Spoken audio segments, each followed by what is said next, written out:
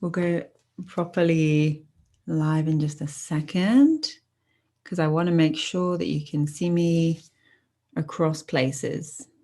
So it looks like we're on YouTube. Hello, and Twitter. Hello, and Facebook a little bit. Oh no, not quite YouTube yet. We're getting there. Okay, bear with us. This is new tech that I'm using, so we shall see how this works. If you are watching, let me know where you're watching from, and we will get started properly in just a moment. Last little bits connecting. Let's see. I wanted to talk to you today. I'll start a little bit and tell you what I'm going to talk about, and it should, fingers crossed, it will work. So what I wanted to talk to you about today is women in language, because we are the 19th of February, which means this time in 2 weeks, we will be like in the middle of women in language, which is very, very exciting. So if you're watching and you're like, women in language, what is this? Explain. Let me explain. Women in language is something that started from a really small idea back in 2017 in November. And I thought it would be a really cool thing to celebrate like females doing amazing things in language for International Women's Day. I thought that's cool. That would be fun. And so 2018, that's what we did. But, you know, running an event online is quite a big thing. So I invited Kirsten and Shannon to join me, and we organized the whole thing together, the three of us. And so we did the first event in 2018, then 2019 in March, and in March last year, it was very weird because we'd already decided to change the dates back in, I don't know, like the end of 2019. We decided that we wouldn't do it in the March because we all were going to have things going on. Like Kirsten was moving house, Shannon was supposed to be traveling for work at the time. And so we thought, okay, let's wait until later on. Then, obviously, in March, coronavirus last year was like kind of happened in a lot of places round about when Women in Language would have been. So last year, Women in Language was in September. So if you are watching and thinking, wait a minute, this feels like it was really recent, I have heard of this. That's why. So normally the event is in March, like it is again now, this time around, this year, 4th to the 7th of March. And yeah, that's the usual time. So I just wanted to kind of talk to you a little bit because the schedule now, I know a lot of people have been asking about, and the schedule now is pretty much set and good to go. So I wanted to share that with you. Let me just check everything is okay. Like I said, I'm using new tech today, which seems to be working okay.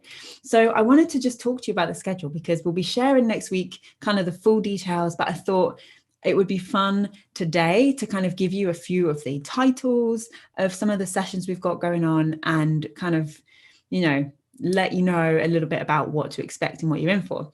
So essentially with Women in Language, it's 4 days. We're online. We've been online since 2018, and it's live presentations, solo presentations. This year we have a few that are going to be pre-recorded because like managing all of this live, like the number of speakers that we have is quite a lot. But those people where the talks are pre-recorded, they'll be there still live for Q&A, right? So we've got all the solo presentations. Then we've got some dream teams. So very much like one of the things that we really want to encourage with Women in Language is this idea of collaboration and, you know, supporting one another rather than trying to tear each other down. Like it's, you know, if there is like, I don't know, let's say there's like a panel, right? And there's like men on the panel, and then there's like one female on that panel, and then it's very easy to kind of fall into the trap where you think like, well, no, I can't say, can you bring another female onto the panel because I've got the one slot that's for a female, that kind of thing, right? We're very much about collaboration. What about if we support each other rather than try and tear each other down. There's space for everyone. There's room at the table for everyone. So we have the dream teams, which is really cool, where people are sharing the stage at the same time. We also have our panels. We've got three panels this year, which is cool because normally we do 2 panels, but this year we've got 1 extra. So we've got our 3 panels, which is again kind of sharing the stage, much more like open discussion type of thing, which is really cool.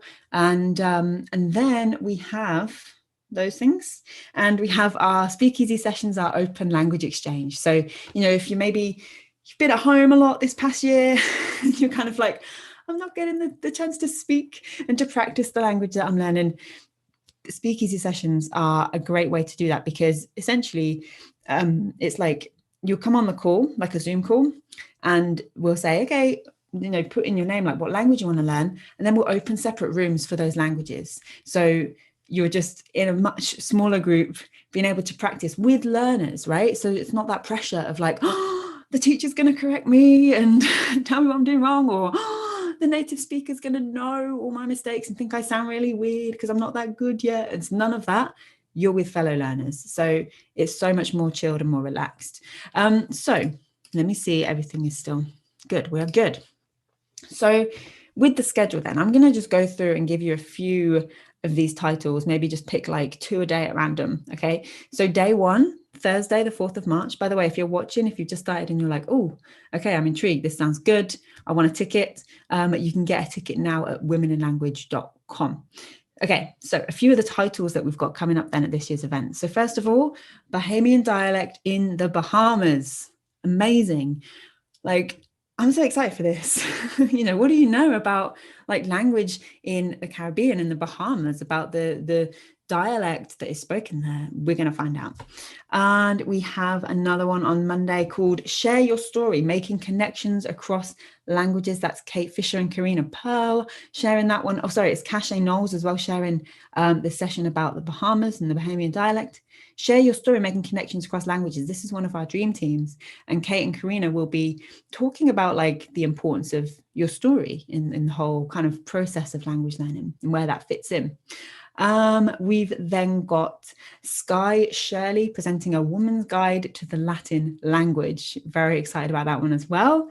And another one from day 2. Let's see, Sylvia Gabriel from Alphabets to Abagidas, How to Learn a New Script. And I spoke with Sylvia earlier this week on Instagram. She's absolutely lovely. Like, there's just so much that you can talk about when it comes to writing systems and scripts.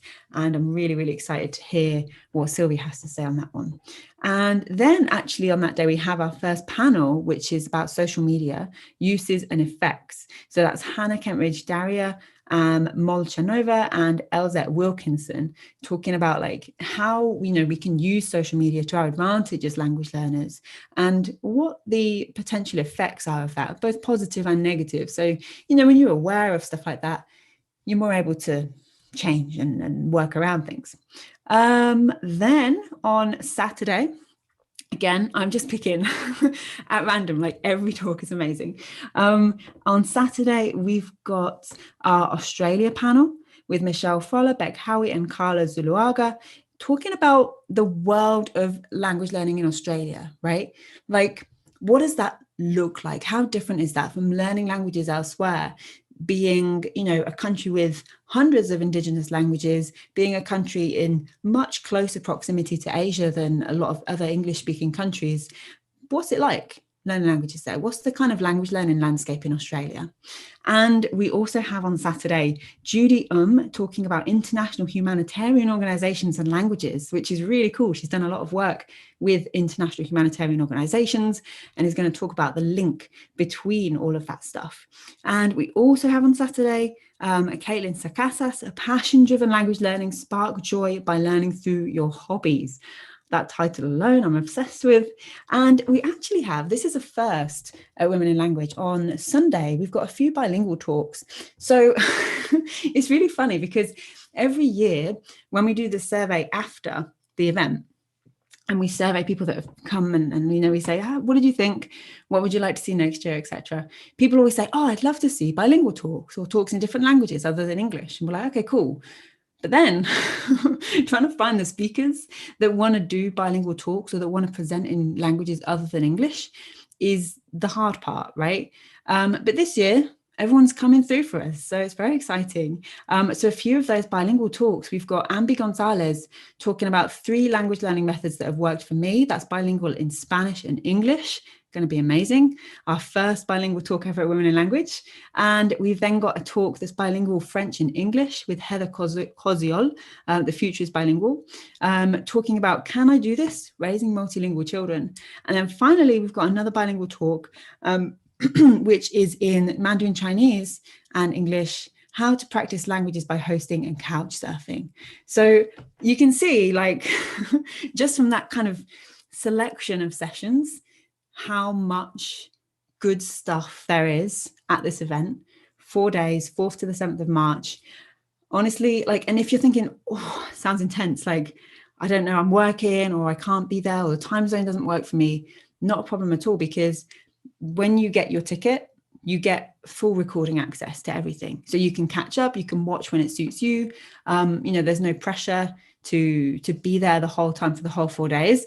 But what I will say, little caveat to that, is that everyone who comes for the first time thinking, I'm just going to watch a couple, I'll highlight the ones that interest me most, tend to stay for like most of the event, because it's just like, I can't describe to you the level of community and connection that you feel like through Women in Language. It's unbelievable. It blows me away every year. And yeah, it just makes me very happy. So yeah, I hope that gives you a bit of a taste of what to expect. Like I say, next week we'll be sharing the full schedule. So do check back for that. And in the meantime, you can get your tickets at womeninlanguage.com. All right. I will see you there. If you have any questions, you can email us as well. If you visit womeninlanguage.com, you'll be able to drop us an email there if you need to. And hope to see you there. All right. Thank you. Bye.